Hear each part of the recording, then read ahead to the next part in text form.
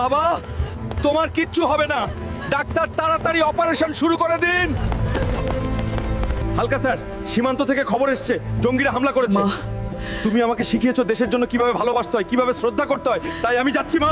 বয়স, এখনোই সময় মাতৃভূমির ঋণ শোধ করার, শত্রুদের ধ্বংস করে দেশের জানমাল রক্ষা করার। তোমরা কি প্রস্তুত? জি স্যার। লেটস গো বয়স।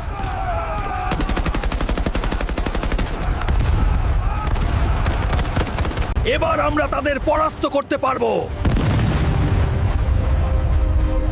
জয় বাংলা, ভিক্টরি!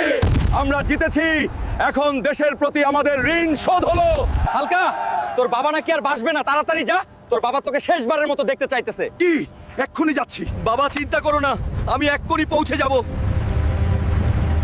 বাবা, বাবা, আমি পৌঁছে গেছি, তোমার কিচ্ছু হতে দেব না। বাবা, আর একটু দ্রুত আসলে তো তোর বাবা তোকে শেষবার দেখতে পারত। বন্ধুরা,